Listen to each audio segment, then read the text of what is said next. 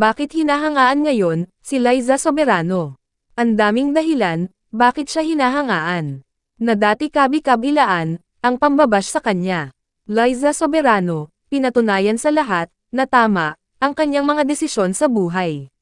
Matalino ang dalaga, very articulate, very smart, humble, at family-oriented ito. Kahit pa dumaan ito sa pang-aabuso, sa murang edad. Hiwalay ang both parents nito, at may kanya-kanya na silang pamilya. Si Liza Soberano, ang panganay sa lahat. Mataas ang pangarap sa buhay. Malakas ang determinasyon, sa bawat trabaho, na pinapasukan nito. Siya ang dalaga di sumusuko, sa lahat. Hinaharap niya ang bawat hamon ng buhay. Hindi nagpapatinag, sa mga negatives writes up, sa kanya. Nakapokus lang ito, sa kanyang goal.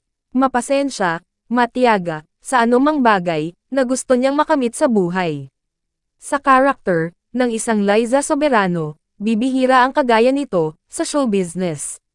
Matapang ito, marunong siyang lumugar, kung saan ang tama. Si Liza Soberano, isa ding sweet na kaibigan at kapatid.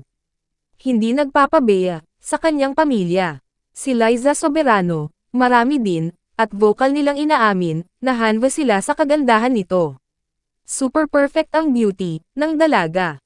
Kahit mga kasamahan nitong celebrities, ay humahanga sa angkin nitong ganda. Isa lang dito sina, Piolo Pascual, Bea Alonzo, Rufa Gutierrez, at marami pang iba. Si Liza Soberano, ay mahilig din mag-alaga ng mga hayop. Pero sa ngayon, ang kanyang inaalagaan, ay si Yuna.